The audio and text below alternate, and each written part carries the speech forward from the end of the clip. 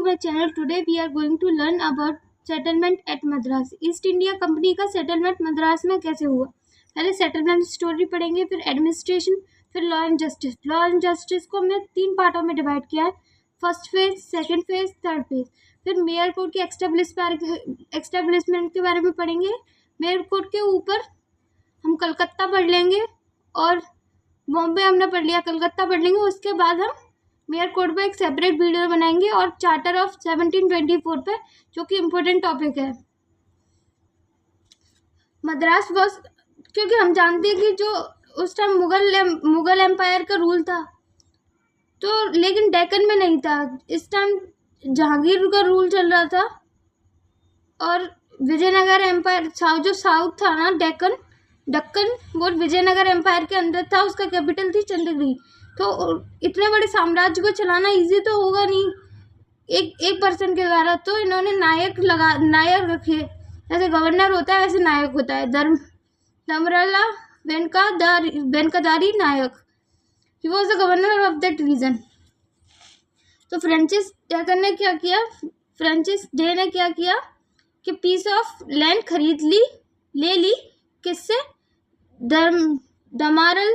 धर्मराला वेंकटदारी नायक से खरीद ली।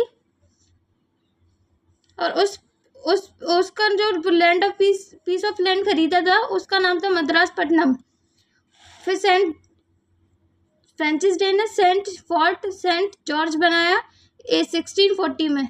1639 में तो इन्होंने खरीदा, उसको बनने में भी तो टाइम लगेगा।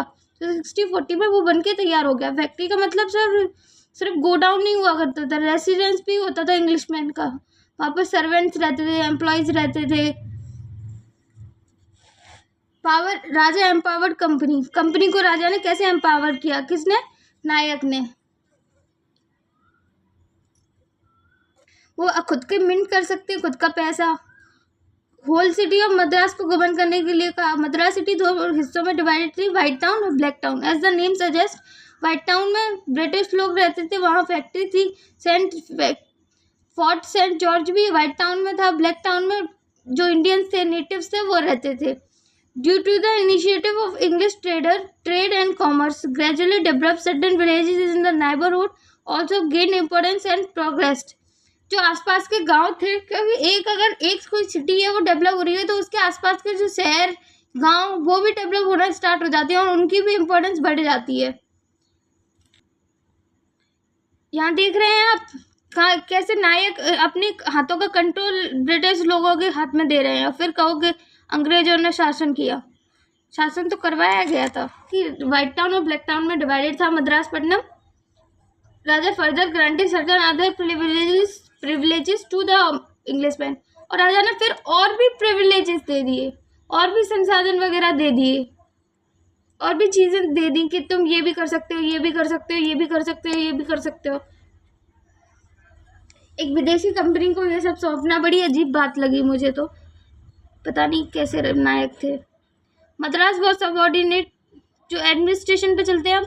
एडमिनिस्ट्रेशन पे क्या था, मद्रास था ना, वो सबऑर्डिनेट था सूरत का। एजेंसी थी वहाँ। एजेंसी हमने कॉन्ट्रैक्ट एक्ट में पढ़ी है। एजेंट कौन होता है, प्रिंसिपल के बिहाफ पे काम करता है जो पर्सन।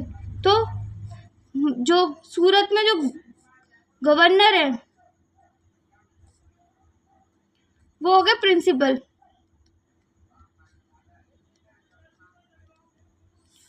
एजेंट हो गया मद्रास का जो हेड है वो एजेंट है। Agent was the administrative head of the Madras, helped by his council. Agent अकेला नहीं था, उसके साथ उसकी काउंसिल भी थी। All the affair of the company regulated by the agent and his council. तो अगर वो वहाँ का एजेंट है तो सारे अफेयर्स वगैरह फैक्ट्री के तो वही तो देखेगा व्हाइट टाउन में। जुडिशरी को हम 3 पार्टों में डिवाइड कर देंगे। पहला फेज है 1639 से 1678 तक। 1665 में मद्रास का जो एजेंसी का टैग था वो हट गया। अब वो क्या बन गई, प्रेसिडेंसी। मतलब यहाँ गवर्नर होगा। ये मैं आपको पहले से बता रही हूँ, आपको ज़्यादा दिक्कत ना आए इस वजह से। व्हाइट टाउन में कैसे रेगुलेट होते थे, जो एजेंट था उसका वो होता था कोर्ट, उसकी काउंसिल का एजेंट का उसकी काउंसिल का कोर्ट हुआ था। सिविल और क्रिमिनल केसेस दोनों सीरियस क्राइम को वो इंग्लैंड ट्रांसफर कर दिया करते थे। ब्लैक टाउन में चौटरी का कोर्ट था जो नेटिव्स द्वारा रेगुलेट होता था, अधिकार बोलते थे जिसे। Village headman law and order अधिकार, विलेज का हेडमैन जो रहता था वो लॉ एंड ऑर्डर को मेंटेन करता था, उसे अधिकार या अधिकार कहते थे। माइनर लेवल के सिविल एंड क्रिमिनल नेचर के जो क्राइम्स रहते थे, केसेस रहते थे, रॉन्ग्स, सिविल और क्रिमिनल दोनों टाइप के केसेस को हैंडल किया करते थे। सीरियस नेचर का जो क्राइम था वो डिसाइड करता था किंग, क्योंकि अथॉरिटी अभी भी किंग के पास है। भले से रेगुलेट करने की पावर दे दी, लेकिन अंग्रेजों ने क्या बोला कि नहीं नहीं, हमें रेगुलेट नहीं करना, ब्लैक टाउन व्हाइट टाउन को ही हम रेगुलेट कर सकते हैं, ब्लैक टाउन को हम रेगुलेट नहीं करेंगे, क्योंकि प्रेशर बहुत ज़्यादा था उस टाइम उन्हें ट्रेड वगैरह पे, और वहाँ इंग्लैंड में भी मोनार्की और पार्लियामेंट्री सिस्टम के में क्लैश हो रहा था बहुत ज़्यादा, तो नो फिक्स प्रोसीजर नहीं था इसके ऊपर। आगे चलते हैं। Choultry court were function as custom house and registration office for sale and movable property. Custom house की तरह वर्क करता था, sale office for sale movable properties के लिए। तो अब क्या हुआ, जो वो अधिकार की जो पोजीशन थी ना वो हेरिडेटरी हो गई।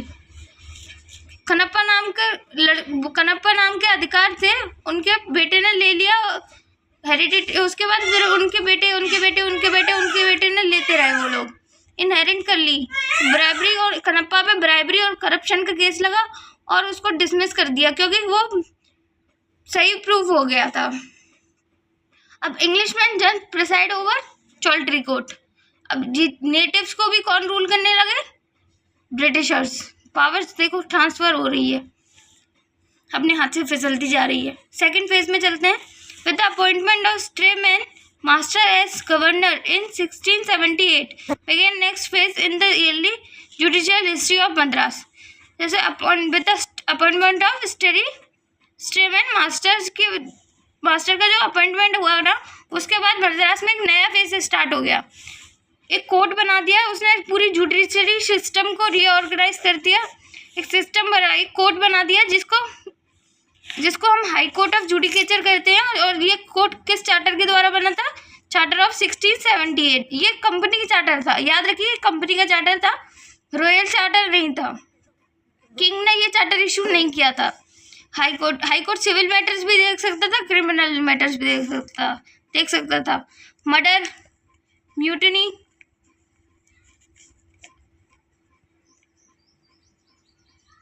ऐसे केसों को 12 जूरी मैन के द्वारा होल्ड किया जाता था। ये ट्वाइस अ वीक बैठती थी। इसमें एक तो जज एडवोकेट होता था जिसको नॉलेज हुआ करती थी लॉ की। अभी तक जो लोग रूल कर रहे थे उनको, वो मर्चेंट्स थे, ट्रेडर्स थे, उनको कोई नॉलेज नहीं थी, और 2 मर्चेंट होते थे। चौटरी कोर्ट में क्या हुआ, चौटरी कोर्ट को रीऑर्गेनाइज कर दिया गया। अधिकार by replace by English servant of the company. अधिकार जैसे हमने ऊपर देखा, अधिकार का जो ब्राइबरी के केसेस वगैरह लग गए थे तो इंग्लिशमैन ने उनको चौटरी कोर्ट में प्रिसाइड करना चालू कर दिया था, रिप्लेस कर दिया अधिकार को इंग्लिश सर्वेंट के द्वारा। आगे चलते हैं। चौटरी कोर्ट में 3 नए जजेस को बैठा दिया गया, pay master, mint master, custom master. 2 जजेस were required to preside over the trial of the case. 2 जजेस तो होने ही चाहिए, 3 जजेस हैं, उसके 3 जजेस की जगह 2 जजेस तो कंपलसरी है केस को प्रिसाइड करने के लिए, केस को सुनने के लिए, हियरिंग के लिए। The court decide up to 50 pagodas. 50 pagodas उस टाइम पगोडास में ही करेंसी थी। Minor nature and criminal cases, minor nature के क्रिमिनल केसेस को देखते थे और अपील जाती थी हाई कोर्ट ऑफ जुडिकेचर, जो गवर्नर का कोर्ट था, क्योंकि मद्रास प्रेसिडेंसी बन चुकी है अब।